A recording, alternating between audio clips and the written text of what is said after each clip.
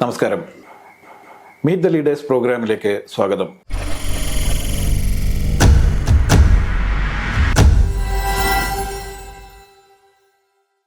ഇപ്പോൾ നേതാക്കന്മാരെല്ലാവരും കോൺഗ്രസിന് വേണ്ടി തന്നെയല്ലേ? അന്ന് ആന്റണിയും കരുണാകരനും ചെയ്ത പോലെ തന്നെയാണ്, പാർട്ടിക്ക് വേണ്ടിയാണ്. ഇപ്പം സതീശനും സുധാകരനും ഈ കാസർഗോഡ് കന്യാകുമാരി നടന്നതും ജയ നടത്തിയതും അതിനു മുമ്പ് സദസ് നടത്തിയതൊക്കെ പാർട്ടിക്ക് വേണ്ടിയിട്ടല്ലേ? അത് കുഴൽനാടൻ മാത്രമല്ല, കുഴൽനാടൻ ഈ കാര്യത്തിൽ നല്ലതായിട്ട് അവതരിപ്പിച്ചിട്ടുണ്ട്. പിന്നെ അവതരിപ്പിക്കുന്ന എംഎൽഎമാരൊക്കെ നന്നായി തന്നെ പഠിച്ച് കാര്യങ്ങൾ അവതരിപ്പിക്കുന്നവരാണ്. പിന്നെ ഓരോരുത്തരുടെയും ശൈലിയുണ്ട്. ഇപ്പം സതീശൻ്റെ ശൈലിയല്ല കുഴൽനാടൻ്റെ ശൈലിയല്ല വിഷ്ണുനാഥിൻ്റെ. നമുക്ക് പണം ഉണ്ടാക്കുക എന്നൊരു ചിന്ത മനസ്സിലുണ്ടെങ്കിൽ ഏതിന്നും കൈയിട്ട് വരും. അതൊരു ഇപ്പം നമ്മുടെ ഈ പല സഹകരണ പ്രസ്ഥാനങ്ങളിലൊക്കെ കാണുന്നതാണ്. പക്ഷെ അത് ഉയർത്തിക്കൊണ്ടുവരുന്നത് ഇപ്പോൾ മാസപ്പടിയിൽ വന്നപ്പോഴാണ്. എന്തിനും ഒരു കാര്യം കിട്ടി കേസ് അല്ലെങ്കിൽ പണം കൊടുക്കണ പോലെയല്ല. രാഹുൽ ഗാന്ധിയുടെ ഈ പ്രവർത്തനത്തിൻ്റെ മുഴുവൻ എന്താ പറയുക ഗുണവും പാർട്ടിക്ക് കിട്ടുന്നില്ല.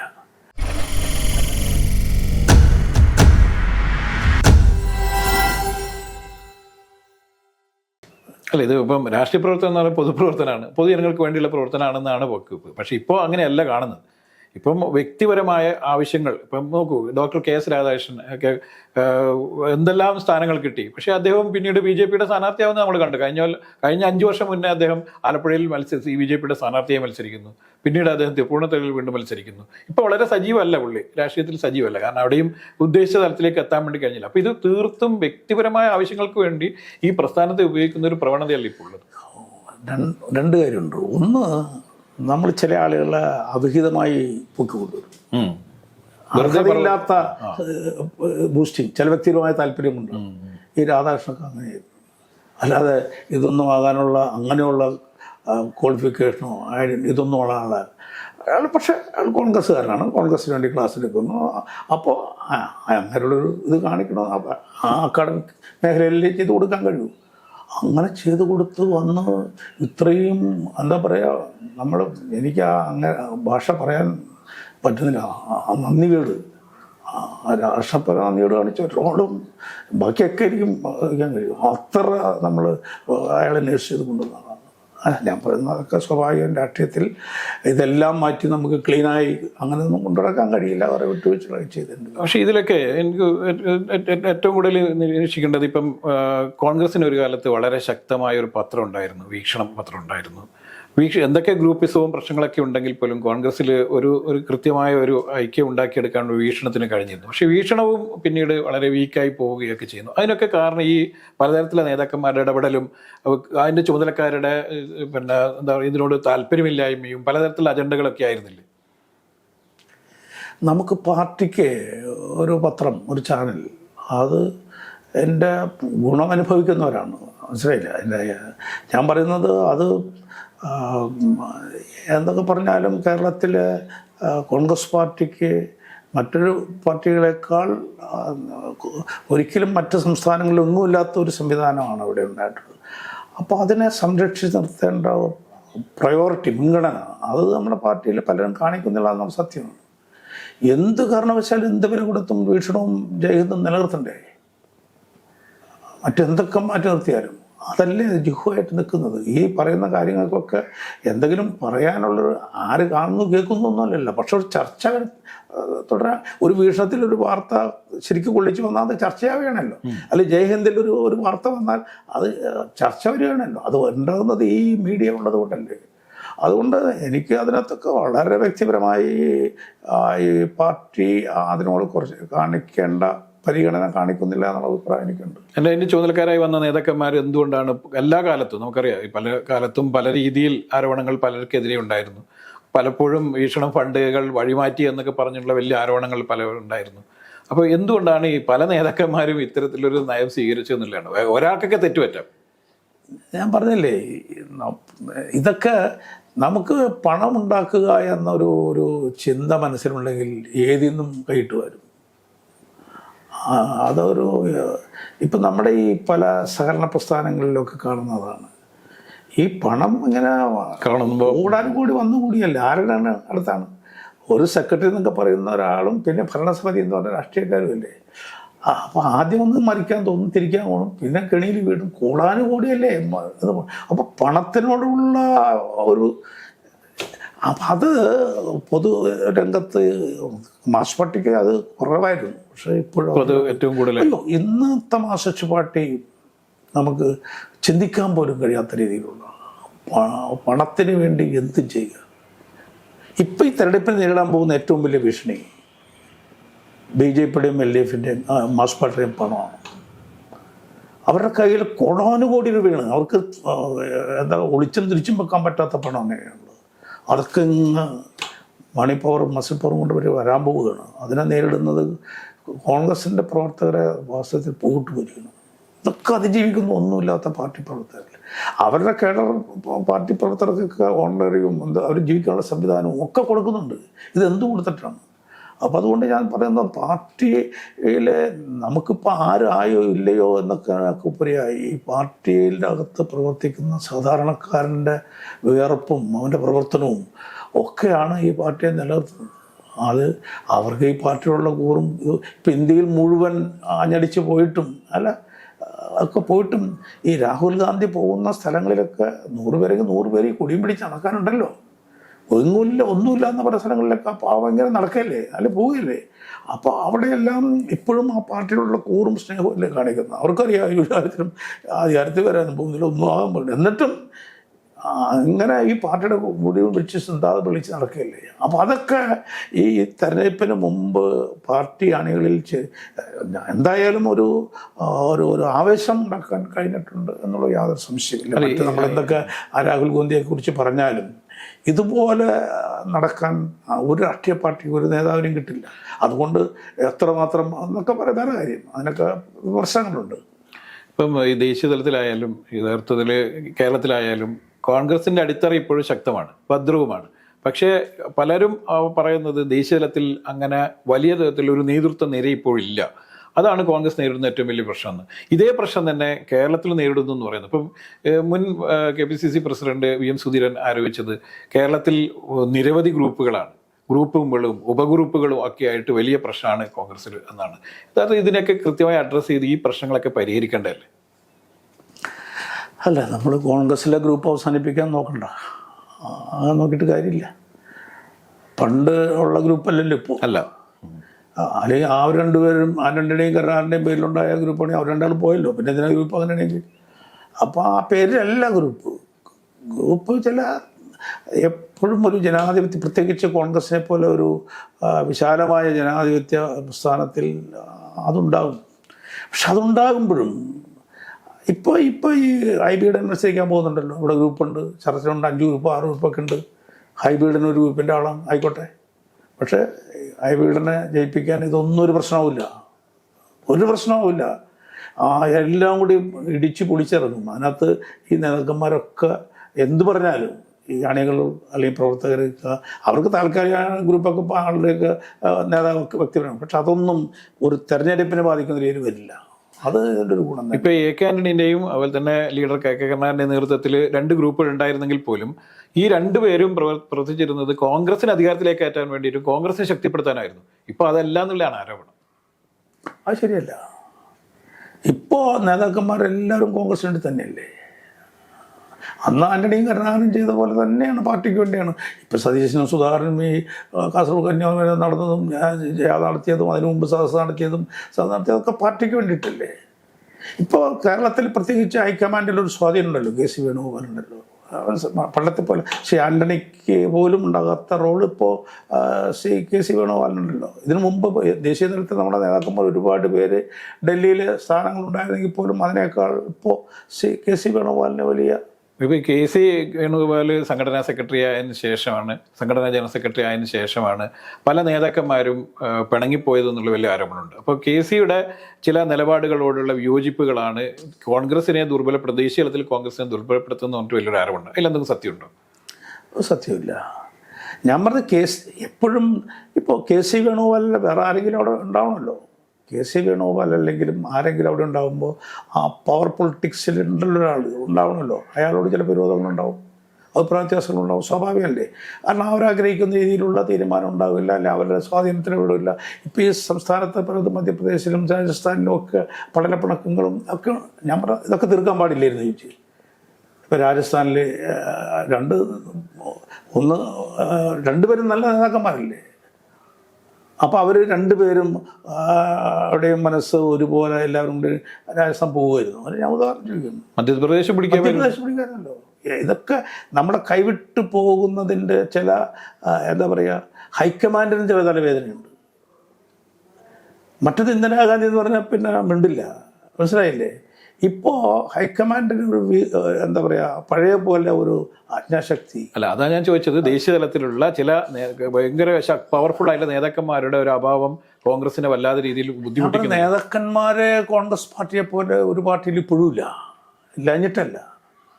പക്ഷെ അവരെപ്പോലെയുള്ള ആളുകളുടെ ഒരു എന്താ പറയുക, ആത്മാർത്ഥമായ കൂട്ടായ്മ പണ്ടത്തെ പോലെ ഉണ്ടോ എന്ന് ചോദിച്ചാൽ പലപ്പോഴും ഉണ്ടാകുന്നില്ല. ചിലരൊക്കെ നിരാശരാണ്. കാരണം ഉണ്ടാവുമല്ലോ പാർട്ടിയുടെ ലീഡർഷിപ്പിനെ കുറിച്ച്. ഇപ്പോൾ പാർലമെൻ്ററി പാർട്ടിയിലെ പ്രതിപക്ഷ നേതാവ് അല്ല, അതിനെക്കുറിച്ചുള്ള 5 പേരുണ്ടല്ലോ, അതിലൊരാളല്ലേ പറ്റുള്ളൂ. അപ്പോൾ മറ്റുള്ളവർക്ക് ഞാനല്ലേ ഇതിന് മുമ്പാവേണ്ടിയിരുന്നെന്ന് തോന്നാമല്ലോ. അതുപോലെ തന്നെയല്ലേ താഴെ തലത്തിലും. അപ്പോൾ കെ സി വേണുഗോപാൽ അവിടെ അല്ലെങ്കിൽ വേറെ ആരെങ്കിലും നമ്മൾ ഈ പറഞ്ഞ പോലെ നേതൃത്വത്തിലുള്ള മനീഷ് തിവാരിയോ അല്ലെങ്കിൽ മുഗൾ വാസനിക്കോ ആരെങ്കിലും ഒരാൾ വേണമല്ലോ അവിടെ ഇതൊക്കെ കൈകാര്യം ചെയ്യാൻ. പണ്ട് പട്ടേലുണ്ടായിരുന്ന പോലെയുള്ള, അപ്പോൾ അവർക്കൊക്കെ എതിരുണ്ടാകും. പക്ഷേ സോണിയാഗാന്ധി ഒരു ശക്തമായി നിന്ന സമയത്തൊന്നും കുഴപ്പമില്ല. ഇപ്പോൾ അവർക്ക് ആരോഗ്യപരമായി പറ്റില്ലാത്ത സ്ഥിതിയാണ്. അത് അവരെ പറഞ്ഞിട്ട് കാര്യമില്ല. പിന്നെ രാഹുൽ ഗാന്ധിയാണ്. രാഹുൽ ഗാന്ധിയുടെ ഈ പ്രവർത്തനത്തിൻ്റെ മുഴുവൻ എന്താ പറയുക ഗുണവും പാർട്ടിക്ക് കിട്ടുന്നില്ല. രാഹുൽ ഗാന്ധി പ്രവർത്തിക്കാഞ്ഞിട്ടല്ല, ഓടാഞ്ഞിട്ടല്ല, ഇത്രയും ത്യാഗമായി പ്രവർത്തിക്കാഞ്ഞിട്ടല്ല. പക്ഷെ അതിൻ്റെ പലതുകൊണ്ടും ഈ ബി ജെ പിയുടെ ഈ ഇതിന് പോരാടുമ്പോൾ ഒരു വലിയ ശക്തിയോട് പോരാടി മുന്നോട്ട് പോകുമ്പോൾ ഉള്ള സ്വാഭാവികമായ പ്രശ്നങ്ങൾ അത് നേരിടേണ്ടി വരുന്നുണ്ട്. അപ്പോൾ അതുകൊണ്ട് അധികാരത്തിന് വേണ്ടിയിട്ടും പണത്തിന് വേണ്ടിയിട്ടും ആളുകൾ ഇപ്പോൾ ഹിമാചൽ പ്രദേശ് കണ്ടില്ലേ, കോൺഗ്രസിന് ഭൂരിപക്ഷം കിട്ടിയ സ്ഥലമല്ലേ? അതാണ് ഞാൻ പറഞ്ഞത്. ഇപ്പോൾ അവർക്ക് ഒരാൾക്ക് 100 കോടി കൊടുക്കാൻ കുഴപ്പമില്ലെന്നേ, കയ്യിൽ കാശുണ്ടല്ലോ.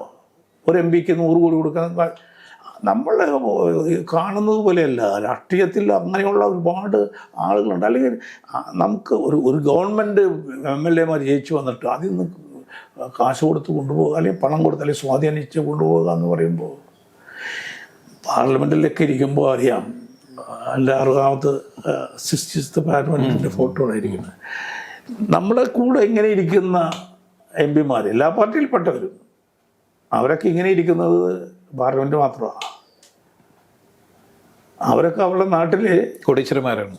കോടീശ്വരന്മാർ അങ്ങോട്ട് കടത്തിവിടില്ല ഗൂർഖകൾ അല്ലെങ്കിൽ ആൾക്കാർ. 2 അവർക്ക് ടൈ കെട്ടാൻ, ഷൂസ് കൊടുക്കാൻ, ചെയ്യാനൊക്കെ ആളാണ്. അങ്ങനെയുള്ള ആളുകൾ സാധാരണക്കാരുടെ കൂടെ ഇരിക്കുന്നത് ഞങ്ങളെപ്പോലുള്ള ആളുകൾ പാർലമെൻറ്റിൽ ഇരിക്കുമ്പോൾ ഞങ്ങൾ വന്നിരിക്കുന്നതുകൊണ്ടാണ്. അല്ലാതെ അവിടെയാണ് സാധാരണക്കാരനായിട്ടുള്ളൊരു ബന്ധം, അല്ലാതെ മറ്റുള്ളത്തെ പണം വലിച്ചെറിഞ്ഞാണ്. നമ്മുടെ ദേശീയ രാഷ്ട്രീയത്തിൽ നമുക്ക് വീണ്ടും കേരളത്തിലേക്ക് വന്നാൽ, കേരളത്തിൽ ഇന്നേ വരെ ഇല്ലാത്ത രീതിയിൽ ഒരു ഭരണ തുടർച്ചയിലൂടെ കടന്നു പോവുകയാണ്.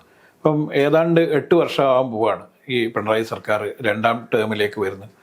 ഈ കാലത്തൊക്കെ വലിയ രീതിയിൽ അഴിമതി ആരോപണങ്ങളും വലിയ തരത്തിലുള്ള മറ്റ് വിഷയങ്ങളൊക്കെ ഉയർന്നു വന്നെങ്കിലും അതൊന്നും സാധാരണക്കാരുടെ ഇടയിലേക്ക് എത്തിക്കാൻ വേണ്ടി പറ്റുന്നില്ല. പ്രതിപക്ഷത്തിന് യഥാർത്ഥത്തിൽ ഇത് എത്തിക്കുക എന്നുള്ളൊരു വലിയ റോളുണ്ട്. അവിടെ വലിയ വീഴ്ച സംഭവിച്ചു എന്നുള്ള വലിയ ആരോപണമുണ്ട്. ഇതെങ്ങനെയാണ് ഇതിനെ വീക്ഷിക്കുന്നത്?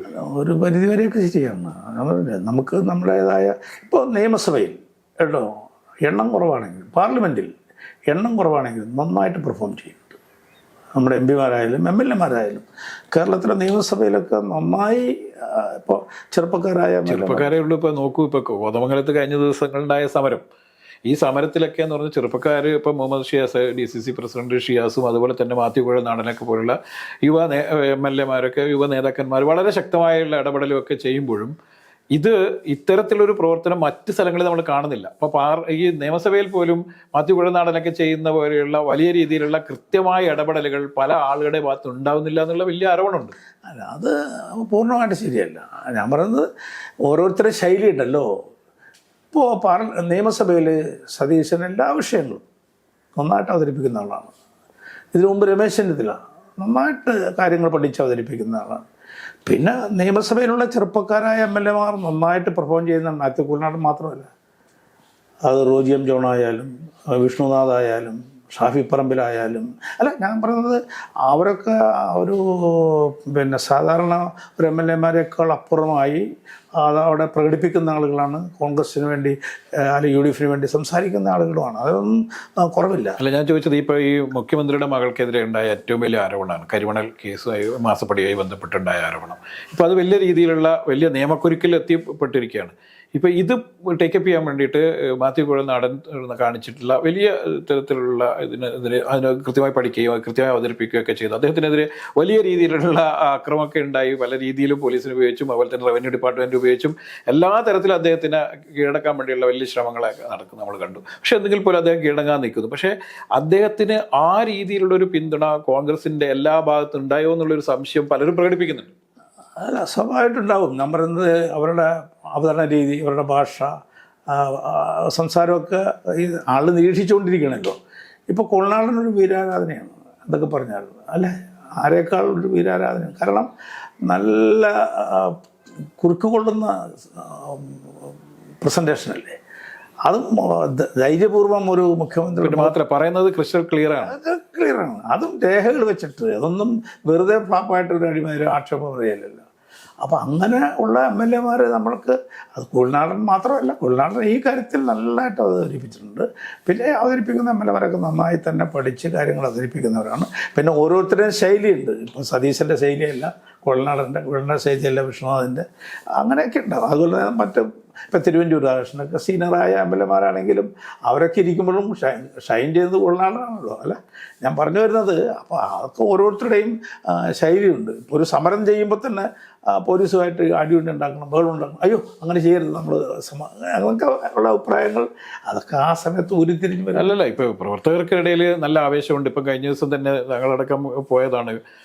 ഇവിടെ വലിയ രീതിയിലുള്ള സമരമാണല്ലോ. കാട്ടാന ചവിട്ടിക്കൊന്ന കേസുമായി ബന്ധപ്പെട്ട് നടന്ന ഒരു സ്ത്രീയെ ചവിട്ടിക്കൊന്ന കേസുമായിട്ട് ബന്ധപ്പെട്ട് വലിയ സമരമാണ് നടന്നത്. ശരിക്കും ഈ അടുത്ത കാലത്തൊന്നും നമ്മൾ എറണാകുളം കണ്ടിട്ടില്ലാത്തൊരു വലിയ സമരമാണ് നടന്നത്. സർക്കാരിന് പെട്ടെന്ന് തന്നെ കീഴടങ്ങേണ്ടി വന്നു, സർക്കാരിന് തീരുമാനങ്ങൾ എടുക്കേണ്ടി വന്നു. അപ്പോൾ ഇത്തരത്തിലുള്ള സമരങ്ങൾ നടത്താൻ വേണ്ടി പ്രവർത്തകർ റെഡിയാണ്, നേതാക്കന്മാരെല്ലാം റെഡി, നേതാക്കന്മാരായും തയ്യാറാവുന്നില്ല എന്നല്ല ആരോപണം. ഇപ്പം ഏതിനാ നടത്താത്ത? ഇപ്പോൾ സമരം കൊണ്ട് നമ്മുടെ പാർട്ടി പ്രവർത്തകർക്ക് മുന്നോട്ട് പോകാൻ കഴിയാത്ത എല്ലാ ഇഷ്യൂസ് വരികയല്ലേ ഓരോ ദിവസവും. ഇപ്പം ദിവസവും ഇപ്പം ഈ നമ്മുടെ സപ്ലൈക്കോ എന്തൊരു ഗതികേടാണെന്നറിയാം. ഞാൻ പറയുന്നത് ഈ ഒരു ഗവൺമെൻറ്റിൻ്റെ പ്രയോറിറ്റി ഇല്ലേ സാധാരണക്കാരൻ്റെ, അല്ല അപ്പോൾ അത് ജനങ്ങളുടെ ഇടയിൽ വലിയ വികാരം കൊണ്ട് നിൽക്കുകയാണ് ഈ കാര്യമായ സപ്ലൈ സ്റ്റോറുകളില്ലേ. അപ്പോൾ സ്വാഭാവികമായിട്ട് അത് ഏറ്റെടുത്ത് എല്ലാ സ്റ്റോറുകളുടെ മുമ്പിൽ ഞങ്ങൾ സമരം. മാത്രമല്ല ഏത് വിഷയം വരുമ്പോഴും പിന്നെ നമ്മളൊരു സമരം നടത്തി അത് അവസാനം വരെ അതിന് ഫലം കണ്ടിട്ട് ഇളങ്ങുന്നൊന്നും പറയാൻ കഴിയില്ല, അത് രാഷ്ട്രീയത്തിൽ നടക്കുകയില്ല. പക്ഷെ അതാത് സന്ദർഭങ്ങളിൽ ടേക്കപ്പ് ചെയ്യുക, അതിനകത്ത് മുന്നോട്ട് വരിക, ജനശ്രദ്ധ പിടിച്ചു പറ്റുക. പ്രതിപക്ഷമില്ല എന്നൊന്നും പറയില്ല ഇപ്പം ആരും.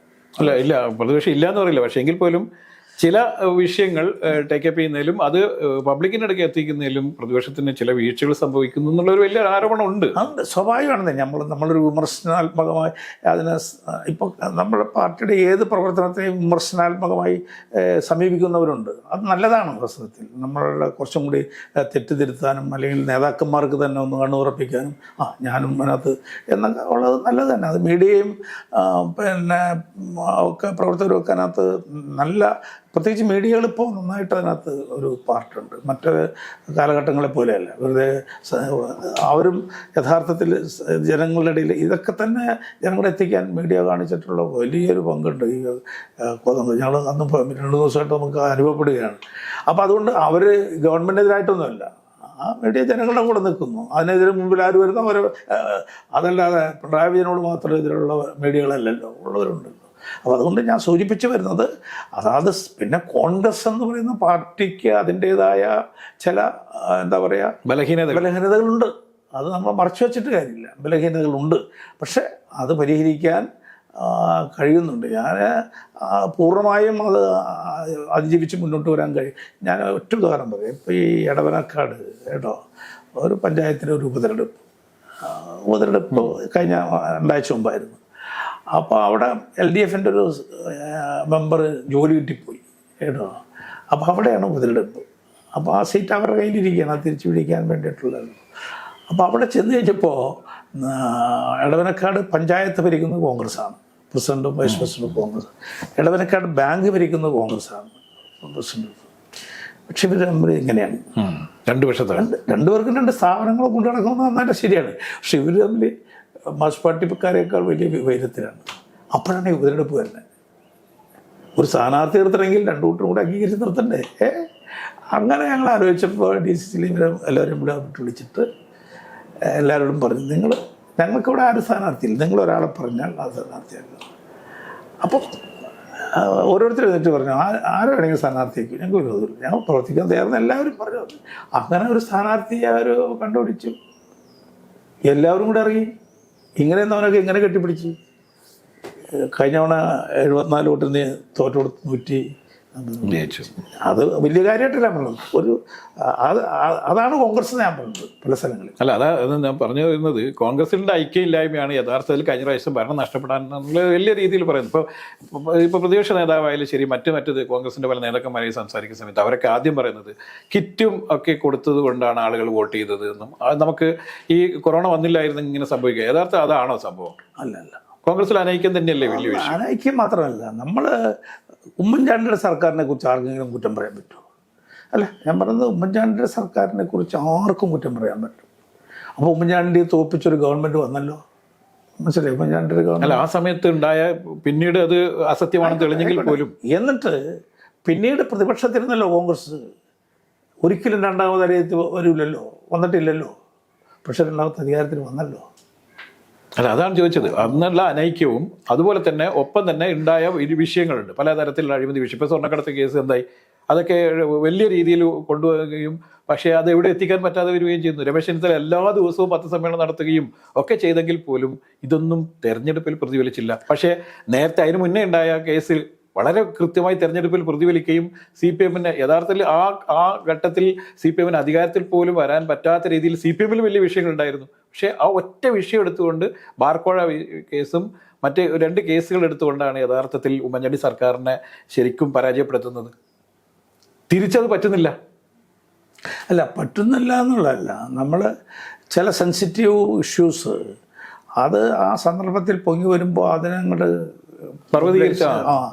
അതിന് ചില സന്ദർഭങ്ങളിൽ നമുക്ക് വേണ്ടത്ര കഴിഞ്ഞില്ല എന്നുള്ള അതിന് വലിയ വിഷയം. ഇപ്പം നോക്കൂ, ഇപ്പോൾ സ്വർണ്ണക്കേസിന് ശേഷം അത് വലിയ ആരോപണങ്ങളായിരുന്നു. ഇപ്പോൾ സ്വപ്ന സുരേഷ് ഉന്നയിച്ച ആരോപണങ്ങൾ എന്ന് പറഞ്ഞാൽ അതീവ ഗുരുതരമായിരുന്നു. പക്ഷേ എന്തുകൊണ്ടാണ് അത് അത്രയും രീതിയിൽ ആളുകളിലേക്ക് എത്തിക്കാൻ പറ്റാതെ പോയത് എന്നുള്ളത് വലിയ എന്തായാലും ആത്മപരിശോധന നടത്തേണ്ട സമയമാണിത്. പിന്നെ മറിച്ചല്ല, ഇപ്പം നോക്കൂ, ഇപ്പോൾ കരിമണൽ കടത്തിൻ്റെ കാശ് മേടിച്ച വിഷയങ്ങളിൽ കോൺഗ്രസ് നേതാക്കന്മാരുടെയും പേര് ഉൾപ്പെട്ടതുകൊണ്ടാണോ ഇതിൽ ചില മൗനം എന്നുള്ളതാണ് ചോദ്യം. അല്ല, മൗനമൊന്നുമില്ല. കോൺഗ്രസ്സുകാർ ഞങ്ങൾ വാങ്ങിച്ചില്ല എന്ന് പറഞ്ഞില്ല. പിണറായി വിജയൻ പറഞ്ഞ പോലെ ആരും വാങ്ങിച്ചില്ല. നമ്മുടെ കരിമണൽ കറുത്ത കോടാനുകോടി രൂപയിലുണ്ടാക്കണം. അയാൾക്ക് ഇഷ്ടം പോലെ പണമുണ്ട്. അവർ എല്ലാവർക്കും കാശ് കൊടുക്കും, എല്ലാ പാർട്ടിക്കാർക്കും. BJP-ക്കാർക്ക് ഇവരൊക്കെ പറഞ്ഞിട്ടുണ്ടല്ലോ, അയാളുടെ ഓഫീസ് മുഴുവൻ BJP-ക്കാരാണ്. അയാളുടെ സംവിധാനം അങ്ങനെയാണ്. ഈ ഇപ്പം നിൽക്കണ നമ്മുടെ രവീന്ദ്രനാഥ് സ്വന്തം അളിയനാണ്, അതറിയാം, സ്വന്തം അളിയനാണ്. അല്ല, ഞാൻ പറഞ്ഞ അന്നേരം അയാൾക്കതൊന്നും പങ്കില്ല, അയാളുടേതായ ഒരു പ്രൊഫഷനായിട്ട് പോയി. അപ്പം ഞാൻ സൂചിപ്പിച്ചു വരുന്നത്, കർത്താവിനെ പണം കൊടുത്ത് മുന്നോട്ട് പോകാൻ പറ്റുള്ളൂ. ഏത് ഗവൺമെൻറ്റിനെയും പ്രതിപക്ഷത്തെയും ഇപ്പോൾ കരുണാനിധിയും ജയലളിതയും പോലെ കരുണാനിധിക്ക് കാശിന് കൊടുക്കും, കണ്ടില്ലെന്ന് ചോദിക്കും, അല്ലെങ്കിൽ ജയലളിത ചോദിക്കും, അങ്ങനെ കണ്ടില്ലെന്ന് ചോദിക്കുന്ന പോലെയാണ്. അപ്പോൾ അതുകൊണ്ട് കർത്താവിന് ഇഷ്ടം പോലെ പണം ഒരു ഇല്ലാതെ അതിനുള്ള ആനുകൂല്യങ്ങൾ ഈ അനുമതി കൊടുക്കുകയല്ലേ. അപ്പം കാശ് ഇഷ്ടം പോലെ കൊടുത്തിട്ടുണ്ട്, വാങ്ങിച്ചിട്ടുണ്ട്. പക്ഷേ രണ്ടും രണ്ടാണ്. മാസപ്പടിയും മറ്റതും രണ്ടാണ്. മറ്റത് ഇപ്പോൾ ഒരു തെരഞ്ഞെടുപ്പിൽ മത്സരിക്കുന്നു, എല്ലാവരും കൂടെ കാശ് തരും. ഞാൻ ചാലക്കുടി അനുസരിച്ചപ്പോൾ ഒരുപാട് പേര് ഇങ്ങനെ ചെറുതും വലുതുമായിട്ട് കൊണ്ടുത്തരും. നമുക്ക് പണം അന്നേരം ഒരു ആവശ്യമല്ല, ആരോടെ തന്നാലും തന്നത് നമ്മൾ ഏൽപ്പിക്കും. വൈകിട്ടാകുമ്പോൾ അത് ആളുകൾക്ക് കൊടുത്ത് ചെലവ് നടത്തിപ്പോവും. അങ്ങനെയല്ലേ? അപ്പോൾ അങ്ങനെ കർത്താവ് തന്നിട്ടുണ്ടാവും. ഞാൻ പറഞ്ഞു, കർത്താവ് തന്നാലും ഞാൻ മേടിക്കില്ലെന്ന് പറയേണ്ട കാര്യമില്ലല്ലോ. അല്ല, അങ്ങനെയില്ലല്ലോ, അന്നത്തെ ആക്ഷേപത്തിൽ അങ്ങനെയൊന്നും ഇല്ലല്ലോ. അപ്പോൾ അങ്ങനെ അതുപോലെ പാർട്ടികൾക്ക് തെരഞ്ഞെടുപ്പിലൊക്കെ കാശ് കൊടുക്കും. അതൊന്നും രണ്ട് പണമെന്നല്ല, നല്ല പണം കൊടുക്കും. പ്രത്യേകിച്ച് മാർക്സ് പട്ടികയിൽ നന്നായിട്ട് കൈകാര്യം ചെയ്യും. മാർക്സിസ്റ്റ് പാർട്ടി മാത്രമല്ല, മുസ്ലിം ലീഗ്, കോൺഗ്രസ്, എല്ലാ BJP എല്ലാവരും അയാളുടെ കയ്യിൽ പോക്കറ്റിലാണ്. പോക്കറ്റിൽ വരാത്ത കുറച്ച് നേതാക്കന്മാരേ ഉള്ളൂ. ബാക്കിയൊക്കെ പോക്കറ്റ് എന്ന് പറഞ്ഞാൽ അയാളുടെ പണം വാങ്ങിക്കും, പിന്നെ അയാൾക്ക് ഇരുന്ന് പറയാൻ പറ്റുക എന്ന ഒരു സമീപനം കൊണ്ട് പിണറായി വിജയൻ അയാളെ ചൂഷണം ചെയ്തപോലെ ആരും ചൂഷണം ചെയ്തു. അത്ര കോടാനുകൂടി രൂപ ഉണ്ടായിട്ടുണ്ട്. അപ്പം അതുകൊണ്ട് ആ ആക്ഷേപം കോൺഗ്രസിൻ്റെ നേതാക്കന്മാർ അംഗീകരിക്കുകയും മറ്റത് അംഗീകരിക്കാതിരിക്കുകയും ചെയ്യുന്ന ഒരു പ്രശ്നം തന്നെയാണത്. അതുകൊണ്ട് ഞങ്ങൾ വാങ്ങിച്ചില്ല, അല്ലെങ്കിൽ ഞങ്ങളുടെ പേര് വരുന്നത് അന്ന് പറഞ്ഞ് മാറിയൊന്നുമില്ല. വാങ്ങിച്ചിട്ടുണ്ട്, പാർട്ടിക്ക് പണം വാങ്ങിച്ചിട്ടുണ്ട്. പക്ഷെ അത് ഉയർത്തിക്കൊണ്ടുവരുന്നത് ഇപ്പോൾ മാസപ്പടിയിൽ വന്നപ്പോഴാണ്.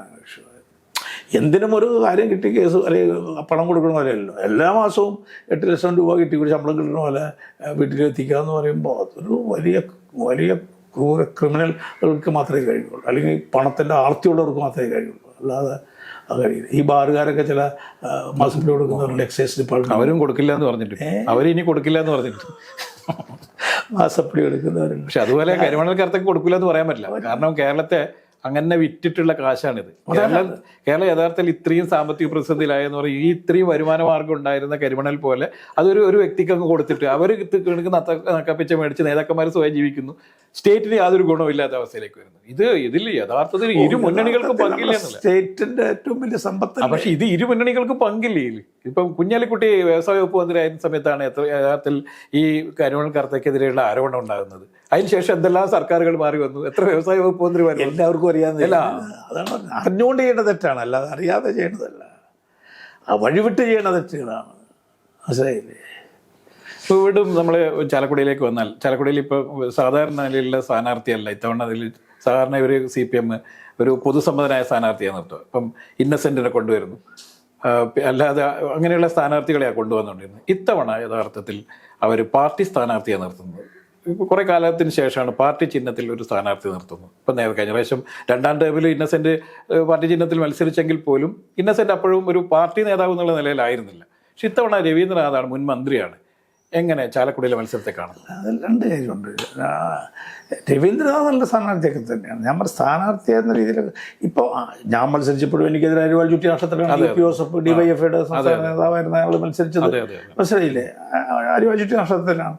പിന്നീട് വന്ന് അവർക്ക് പിടിച്ചെടുക്കാൻ വേണ്ടി ഇന്നസെൻറ്റിനെ കൊണ്ടുവന്നല്ലാതെ ചാക്കോട് വന്നുകൊണ്ടാണ്, അല്ലെങ്കിൽ അത് പോകില്ലല്ലോ, ഒരിക്കലും കിട്ടില്ല. അപ്പോൾ എന്തായാലും ചാലക്കുടി ഉൾപ്പെടെ നമുക്ക് നല്ല പോരാട്ടമാണ്. പക്ഷേ യാതൊരു സംശയം വേണ്ട, ചാലക്കുടി ജയിക്കുമെന്ന് മാത്രം സംശയം വേണ്ട. കാരണം ഇപ്പോൾ ഈ 2020 ചില വരവ് ഒക്കെ ഉണ്ടല്ലോ. അദ്ദേഹം നല്ല സ്ഥാനാർത്ഥിയാണ്. എന്തുവാ, അതെ, അങ്കമാലിക്കാരനാണ്. അദ്ദേഹത്തിന് വലിയ ചെയ്തില്ല. ഞാൻ പറയില്ലേ, ഇതൊന്നും കുറച്ചങ്ങോട്ട് മുന്നോട്ട് പോകുമ്പോൾ അതൊക്കെയാണ് പോകും. അവിടെ രംഗത്ത് വരാൻ പോകുന്നത് മാർക്സിസ്റ്റ് പാർട്ടി, LDF, UDF ആണ്. BJP പോലും തള്ളിപ്പോവും കേരളത്തിൽ. മനസ്സിലായില്ലേ? ഞാൻ മത്സരിക്കുമ്പോൾ ജോസ് മാവേലി അതുപോലെ നല്ല ആളാണ്. എല്ലാ ക്രിസ്ത്യൻ കമ്മ്യൂണിറ്റികളുമായിട്ടും സ്ഥാപനങ്ങളുമായിട്ടും കന്യാസ്ത്രീകളുമായിട്ടും നല്ല ബന്ധമുള്ള ആളാണ്. മനസ്സിലായില്ലേ? അപ്പോൾ അത് വന്നു കഴിഞ്ഞപ്പോൾ എല്ലാവരും പറയൂ എല്ലാ വോട്ടും പോകട്ടോ നമ്മളെന്ന്. പക്ഷേ ഒരു വോട്ടും പോയില്ല. അപ്പം ഞാൻ പറഞ്ഞു വരുന്നത് അത് ഇപ്പം 2020 ഒരു വികാരപരമായി നിൽക്കുന്നുണ്ട്, അവർക്ക് കുറച്ചൊരു സ്വാധീനമുണ്ട് എന്നൊക്കെ ശരിയാണ്. പക്ഷേ കഴിഞ്ഞ തവണയും എതിരായിരുന്നു ഇവർ. അല്ല, പക്ഷേ സ്ഥാനാർത്ഥി ഉണ്ടായിരുന്നില്ല. സ്ഥാനാർത്ഥി ഞാൻ പറഞ്ഞത് കഴിഞ്ഞ തവണ ഇവർ ശക്തമായിട്ട് എതിർത്തു, വോട്ട് ചെയ്തല്ലോ, മത്സരിച്ചല്ലോ, പണം കൊടുത്തല്ലോ. 30 ലക്ഷം രൂപയാണ് അവർ തന്നെ CPM കൊടുത്തു. മനസ്സിലായില്ലേ? എന്നിട്ട് പോലും അവിടെ ഭയങ്കര വോട്ടിനെ നമ്മൾ ജയിച്ചു. കഴിഞ്ഞ തവണത്തെ അതൊരു പൊതുവികാരത്തിലുണ്ടായത്. മാത്രമല്ല, കഴിഞ്ഞ തവണത്തെ പൊളിറ്റിക്കൽ കമ്മിറ്റി എല്ലാവരും 1 ലക്ഷം 1.5 ലക്ഷം വോട്ടിന് അതൊന്നും ഇത്തവണ ഉണ്ടാവില്ല. അത് പ്രതീക്ഷിക്കാൻ വേണ്ട. ഇത്തവണ നമ്മൾ ഈ സീറ്റുകളെല്ലാം ജയിക്കാവുന്ന ഒരു നല്ല അവർ മാർക്സിസ്റ്റ് പാർട്ടി നല്ല സ്ഥാനാർത്ഥിയെ നിർത്തിയിട്ടുള്ള നല്ല രണ്ടും കൽപ്പിച്ചിറങ്ങിയിരിക്കുകയാണ്. അപ്പോൾ അതിനെതിരെ ശക്തമായി നമുക്ക് ഇപ്പോൾ ഉള്ള MP-മാരെല്ലാം നല്ല പെർഫോമൻസ് നടത്തുന്നവരാണ്. നിയമപരമായിട്ട് ബന്ധമുള്ള, പിന്നെ പരാതിയില്ലാത്ത ആരും ഉണ്ടാവില്ലെന്നേ കുറേ പേരൊക്കെ ഉണ്ട്. ഇപ്പം ഞാനായാലും കുറേ കഴിയുമ്പോൾ കുറേ ആളുകൾക്ക് പരാതി ഉണ്ടാകും. നമ്മളങ്ങനെ സർവ്വസമ്മതനും ആയിട്ട് നിൽക്കാൻ പറ്റില്ല. അപ്പോൾ അതുകൊണ്ട് ചാലക്കുടിയൊക്കെ തവണ ഉറപ്പായിട്ട് നമ്മളിപ്പോൾ എറണാകുളത്ത് ഉള്ള സ്ഥാനാർത്ഥിൻ്റെ വീട്ടിൻ്റെ തൊട്ടടുത്തായിട്ട് നമ്മൾ ഇരിക്കുന്നത്, ഏതാണ്ട് അടുത്താണ്. എറണാകുളത്തെ LDFൻ്റെ സ്ഥാനാർത്ഥി നമ്മൾ പറവൂരുകാരെയാണ്. പക്ഷേ എങ്കിൽ പോലും അവരാരും അറിയില്ല എന്നായിരുന്നു ഉണ്ടായിരുന്നത്. പക്ഷേ അവർ ഈ 10 ദിവസം കൊണ്ട് അവരെല്ലാ ആളുകളും അറിയുന്ന രീതിയിലേക്കുള്ള വലിയ രീതിയിലുള്ള പ്രചരണങ്ങൾ നടത്തിക്കൊണ്ടിരിക്കുകയാണ്. എന്തായിരിക്കും എറണാകുളത്തിൻ്റെ ഒരു? ഞാൻ പറഞ്ഞില്ലേ, നമ്മൾ രാഷ്ട്രീയത്തിലുള്ള നേതാക്കന്മാർ മത്സരിക്കുമ്പോൾ എല്ലാവരും അറിയും. അല്ലാത്തവർ വരുമ്പോൾ ആരറിയുന്നത്? അവരൊക്കെ പുതുതായിട്ട് വന്ന ആളുകൾ അവിടെ തൃക്കാക്കര മത്സരിച്ച ഡോക്ടർ ഡൽഹി ഹോസ്പിറ്റലിൽ ഓപ്പറേഷൻ നടത്തിക്കൊണ്ടിടത്തുനിന്ന് LDF സ്ഥാനാർത്ഥി അല്ല, അവരാരെങ്കിലും അറിയുമോ? ഓപ്പറേഷൻ പകുതിയാക്കി പിടിച്ചോണ്ട് ഓപ്പറേഷൻ നടത്തി പകുതിയാക്കി കൊണ്ട് സ്ഥാനാർത്ഥിയാക്കി ഞാൻ പറഞ്ഞത് പള്ളിയെ കൊണ്ടുവന്ന് ഞാൻ പറയാം നേരിട്ട്. അപ്പം നേരിട്ട് ഞാൻ പറഞ്ഞത് ഇതിവിടെ കാണേണ്ടത് സ്ഥാനാർത്ഥിയേക്കാൾ കൂടുതൽ പാർട്ടിയാണ്. മനസ്സിലായില്ലേ? പിന്നെ സ്ഥാനാർത്ഥി ഒരു ഘടകമാണെന്നുള്ള സത്യമാണ്. ഇപ്പോൾ ഹൈബീഡൻ 5 വർഷമായിട്ടൊരു MP ആണ്. അങ്ങനെ വലിയ ചീത്തപ്പേരൊന്നും ഉണ്ടാക്കിയിട്ടില്ല. മാത്രമല്ല ഒരു MP എന്ന രീതിയിൽ നന്നായിട്ട് പെർഫോം ചെയ്തിട്ടുള്ള ആളാണ് പാർലമെൻറ്റിനകത്തും പുറത്തുമൊക്കെ. നാടിൻ്റെ വികസന കാര്യങ്ങളിലൊക്കെ പാർലമെൻറ്റിലൊക്കെ നന്നായിട്ട് അവതരിപ്പിക്കുക ചെയ്തിട്ടുള്ള MP എന്ന രീതിയിൽ വലിയ നെഗറ്റീവ് ഇല്ലാത്ത ആളാണ്. പിന്നെ ഷൈൻ ടീച്ചർ അവരിപ്പോൾ 2 തവണ ഇവിടെ കൗൺസിലറായിരുന്നു, സ്റ്റാൻഡിംഗ് കമ്മിറ്റി ചെയർമാനായിരുന്നു, ടീച്ചറാണ്, അവർ അധ്യാപക സംഘടന നേതാവാണ്. ഈ ലോക്കലായിട്ടൊക്കെ എല്ലാവരും മാർക്സിസ്റ്റ് പാർട്ടിക്കാർക്ക് പോലും ഷൈൻ ടീച്ചർ അറിയില്ല, അത് സത്യമാണ്. പക്ഷേ ഇപ്പോൾ ഷൈൻ ടീച്ചർ അവരുടെ ആരാധന എല്ലാവരെയും അറിയാം. CPM ഒരു രീതിയാണത്. CPM അല്ല, എല്ലാവരുടെയും രീതി തന്നെ. ആര് സ്ഥാനാർത്ഥിയായാലും ഞാൻ പറഞ്ഞില്ലേ, ഏത് സ്ഥാനാർത്ഥിയും വരുമ്പോൾ ആരും അറിയില്ല. സേവരർക്കെന്ന് പറഞ്ഞൊരു സ്ഥാനാർത്ഥികളോ ഞങ്ങൾ ആരും അറിയില്ലായിരുന്നു. മനസ്സിലായില്ലേ? ഞങ്ങൾ കൊണ്ടുവന്ന് ജയിപ്പിച്ചില്ലേ? ഞാൻ പറഞ്ഞത് ആ പാർട്ടിയാണ്. ആ ഒരു മൂവ്മെൻറ്റിൽ പൊളിറ്റിക്കൽ ക്ലൈമറ്റിൽ സ്ഥാനാർത്ഥി ഒരു പ്രോബ്ലമായിട്ട് വരില്ല. ഇവിടെ എറണാകുളത്ത് ഒരു കാരണവശാലും. പക്ഷേ സെബാസ്റ്റ്യൻ പോളി ജയിച്ചൊരു മണ്ഡലമാണ്. ഉണ്ട്. സെബാസ്റ്റ്യൻ പോളി എറണാകുളത്ത് സാലിമാഷ അവിടെ ജയിച്ച മണ്ഡലമാണ്. അവിടെ ഞാൻ പറഞ്ഞില്ലേ, ഇതൊക്കെ സമ്മതിക്കുന്നു. എന്നാൽ പോലും ഈ എറണാകുളം പാർലമെൻറ്റ് നിയമമണ്ഡലത്തിൽ ഏറ്റവും സുരക്ഷിതമായ നിയമമണ്ഡലം നമ്മളാണല്ലോ ഇപ്പോഴും. ഷൈൻ ടീച്ചർ ഒരു അപ്പിയറൻസുള്ള സ്ഥാനാർത്ഥിയാണ്. അവർ പൊതുപ്രവർത്തനം അറിയാവുന്നവരാണ്, ഓടി നടക്കുന്നവരാണ്. അതൊന്നും പ്രശ്നമല്ല. അവർ ഇപ്പോൾ മാർക്സിസ്റ്റ് അവരങ്ങനെ കൊണ്ടുനടക്കും. പക്ഷെ അതൊന്നും നമ്മുടെ ഒരു പരിധി കഴിയുമ്പോൾ അതൊക്കെ അങ്ങോട്ട് മാറും. പിന്നെ രാഷ്ട്രീയമാണ്, പൊളിറ്റിക്സാണ്. അപ്പോൾ ആ പൊളിറ്റിക്സ് ഇപ്പോഴും BJP ഇവിടെ ആയിട്ടില്ല തോന്നുന്നല്ലേ? സ്ഥാനാർത്ഥി പ്രഖ്യാപിച്ചു. പത്മജയ്ക്ക് വേണ്ടി മാറ്റി വെച്ചേക്കാന്ന് പറയുന്നത്. എന്തൊരു ഗതിയും പോട്ടെ, അത് വേറെ കാര്യം. അപ്പം അതുകൊണ്ട് പിന്നെ മത്സരം എറണാകുളത്തെ സംബന്ധിച്ചിടത്തോളം, പ്രത്യേകിച്ച് എറണാകുളത്ത് നല്ല MLA-മാരാണ്, ജനങ്ങളോട് ബന്ധമുള്ള MLA-മാരെ എല്ലാവരും തന്നെ. മനസ്സിലായില്ലേ? അപ്പോൾ അതുകൊണ്ട് അവരൊക്കെ നന്നായിട്ട് ഇല്ലാത്ത സ്ഥലങ്ങളിലൊക്കെ ഞങ്ങളത് നന്നായി കൈകാര്യം ചെയ്യാനായിട്ട് ഒരു ഉത്തരവാദിത്തപ്പെട്ട നേതാക്കന്മാരെ ഒക്കെ ഏൽപ്പിക്കുകയും ഒരു കാലഘട്ടത്തിൽ ഇല്ലാത്ത രീതിയിൽ പാർലമെൻറ്റ് നിയോജകമണ്ഡലത്തിൽ പ്രാഥമികമായി ഒരു രാഷ്ട്രീയ പ്രസ്ഥാനം ചെയ്യേണ്ട എല്ലാ പ്രവർത്തനങ്ങളും അടിസ്ഥാനപരമായി വോട്ട് ശിക്ഷ പേര് ചേർക്കുക, അങ്ങനെയൊക്കെ ഉണ്ട്. ജനസമ്പർക്കം നടത്തുക, വീടുകളിൽ കയറുക. അപ്പം അതെല്ലാം ബുക്ക് ചെയ്തിട്ടിരിക്കുക, എഴുതിയില്ലാന്നേ ഉള്ളൂ. ഒക്കെ ഇന്ന് കഴിഞ്ഞാൽ നാളെ 2 ദിവസം കൊണ്ട് നിങ്ങൾ കണ്ടോ ഇതൊക്കെ മറികടന്ന് പോസ്റ്റർ, ബാനർ, ബോർഡ് ഒക്കെ റെഡി ആയിട്ടിരിക്കുകയാണ്. ഇവിടെ എടുത്ത് വെച്ചാൽ മതി, എല്ലാം വന്നിരിക്കുകയാണ്. ഞങ്ങളത് മനഃപൂർവ്വമായിട്ടത് ഔദ്യോഗികമായിട്ട് വന്നിട്ട് മതി. ഇപ്പോൾ പോസ്റ്ററൊക്കെ ഞങ്ങളുടെ ഓഫീസുകളിലൊക്കെ വന്നിരിക്കുകയാണ്. എന്തായാലും ഇലക്ഷൻ പ്രഖ്യാപിച്ചിട്ടില്ലല്ലോ. ഇലക്ഷൻ പ്രഖ്യാപിച്ചില്ല, എന്താണ് ഇലക്ഷൻ അറിയില്ല. ഇലക്ഷൻ പ്രഖ്യാപിക്കുന്നതിന് മുമ്പ് തന്നെ ഇലക്ഷൻ കൺവെൻഷൻ നടക്കുകയല്ലേ പാസ്പോർട്ടിന്. എങ്കിൽ പോലും ഇലക്ഷൻ ഇതുവരെ പ്രഖ്യാപിച്ചില്ല. ഏത് മാസം നടക്കും അറിയില്ല. അതൊന്നും അറിയില്ല. മെയ് മാസം വരെയൊക്കെ ഒരിക്കലും ഇങ്ങനെ ഉണ്ടായിട്ടില്ല. മനസ്സിലായില്ലേ? ഇതിനു മുമ്പുള്ള ഒരു പാർട്ടിയും ഇങ്ങനെ ഒരു പ്രശ്നം നടത്തിയിട്ടില്ല, സ്ഥാനാർത്ഥിയൊന്നും ഉണ്ടായിട്ടില്ല. ഞാനൊക്കെ സ്ഥാനാർത്ഥിയാകുന്ന തലേദിവസമല്ലേ? മനസ്സിലായില്ലേ? അവരൊക്കെ 2-3 ആഴ്ച, ഒരു മാസത്തോളം പ്രവർത്തനം നടത്തി. അപ്പം ഇതൊക്കെ ഒരു വികാരം. എന്നാരെങ്കിലും ഒരട്ടാണോ അങ്ങോട്ട് വന്ന് പോകരുത് പറഞ്ഞാൽ ഞങ്ങൾ തള്ളി ചെടി കയറി ജയിച്ചു വന്നില്ല. അതൊക്കെ അങ്ങനെയുണ്ട്. പക്ഷെ പലപ്പോഴും വിപരീതമായിട്ടുണ്ടായിട്ടുണ്ട്. ചില ഇൻസിഡൻസ് ഒക്കെ ഇല്ലെന്ന് പറയുന്നത്. പക്ഷേ എറണാകുളം ഒരു കാരണവശാലും ആരെന്തെല്ലാം കാണിച്ചു വന്നാലും നല്ല പുരോഗതി ചെയ്യും. തൃശ്ശൂരിൻ്റെ അവസ്ഥ എന്തായിരിക്കും? തൃശ്ശൂർ നല്ല മത്സരമാണ്. തൃശ്ശൂർ ഇപ്പോൾ BJP ഒരു ടാർഗറ്റ് ഇട്ടിരിക്കുന്ന മണ്ഡലമാണ്. അപ്പോൾ ദേശീയ തലത്തിൽ ടാർഗറ്റ് 2 മണ്ഡലങ്ങളാണ്. നരേന്ദ്രമോദിയൊക്കെ ഒരു കേരളത്തിൽ വന്നത്ര അല്ല, ഞാൻ പറയുന്നത് ഇത്രയും റിസ്ക് എടുത്ത് എത്തുക, 2 തവണ നിയമത്തിൽ അതൊക്കെ പറയുമ്പോൾ അതിൻ്റെ ഒരു അപ്പോൾ പ്രത്യേകിച്ച് സുരേഷ് ഗോപി സ്ഥാനാർത്ഥി ഒക്കെ. പക്ഷേ ആ സുരേഷ് ഗോപി അവിടെ തോറ്റതാണല്ലോ. ആ സുരേഷ് ഗോപിയുടെ സിനിമാ താരമൊക്കെ ഉണ്ടായിട്ട് അവിടെ തോറ്റല്ലോ. അപ്പോൾ അതുകൊണ്ട് അവിടെ നല്ല ട്രയാങ്കുലർ ഫൈറ്റാണ്. പക്ഷേ എനിക്ക് തോന്നുന്നത് ഇപ്പോൾ സുരേഷ് ഗോപി പിന്നെ 3 പേരും നല്ല സ്ഥാനാർത്ഥികളാണ്. ഇപ്പം LDFൻ്റെ നല്ല സ്ഥാനാർത്ഥി.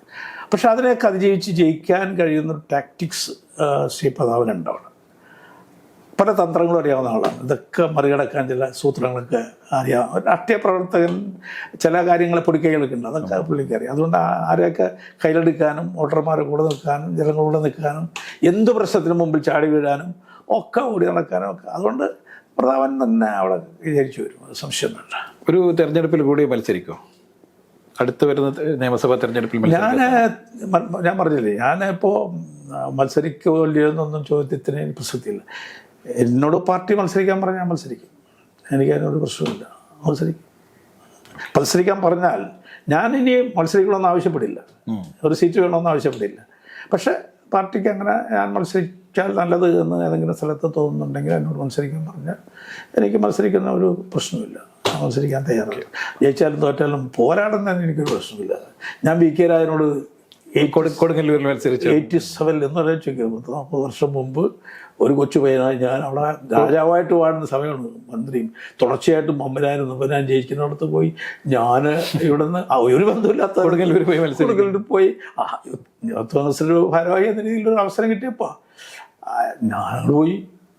ഞാൻ അത്ഭുതപ്പെട്ടു. ഇതെന്തൊരു രാജനോട് ബന്ധമില്ലാത്ത, രാജൻ്റെ എന്താ സഹായം തേടാത്ത ഒരു വീടുമില്ല രാഷ്ട്രീയത്തിന്. അവിടെ ഉള്ളവരും പാവപ്പെട്ടവരും പണക്കാരനും ഒക്കെ രാജൻ്റെ ആളുകളാണ്. അവിടെയാണ് ഞാൻ പോയി മത്സരിച്ചത്. എന്നിട്ട് 2800 വോട്ടിന് ഞാൻ തോറ്റു. പിന്നെയും കൊടുങ്ങല്ലൂർ മത്സരിച്ചു പോയിട്ട് തെറ്റ് കഴിഞ്ഞതാണ്. അപ്പം ഞാൻ പറഞ്ഞത് പ്രവർത്തകന്മാർക്ക് മനസ്സിലായില്ല. അതാണ് പ്രവർത്തകന്മാർക്ക് ഉള്ളൊരു വികാരം ഉണ്ടല്ലോ, അത് പാർട്ടി തോറ്റാലും ജയിച്ചാലും പാർട്ടി പ്രവർത്തകർ പ്രവർത്തിക്കണ്ടേ. 1ാം സ്ഥാനത്തോ 2ാം സ്ഥാനത്തോ ഇപ്പോൾ ജയരാജൻ പറയുന്നത് കേട്ട് 2ാം സ്ഥാനത്ത് BJP ആണ്. അല്ല, BJPയും LDF തമ്മിലാണ് മത്സരം. LDF തമ്മിലാണ് മത്സരം എന്ന് വെച്ചാൽ 2ാം സ്ഥാനത്ത് BJP വരും, 3ാം സ്ഥാനത്തല്ലേ LDF. അങ്ങനെയാണെങ്കിൽ 3ാം സ്ഥാനത്താണല്ലോ LDF മത്സരം. യഥാർത്ഥ കോൺഗ്രസ് BJP തമ്മിലാണ്. അങ്ങനെയാണെങ്കിൽ 3ാം സ്ഥാനത്താണ് അവരുടെ സ്ഥാനം. അതാണ് അവരുടെ രാഷ്ട്രീയമായ നിരീക്ഷണവും കണക്കൂട്ടലെങ്കിൽ യഥാർത്ഥത്തിൽ മാർക്സ് പാർട്ടി ആയിരിക്കും ഈ LDF യുടെയും BJP മുന്നണി പ്രവർത്തനത്തിൽ മത്സരത്തിൽ. ഓക്കെ, നമസ്കാരം. ഇത്രയും സമയം നന്ദി.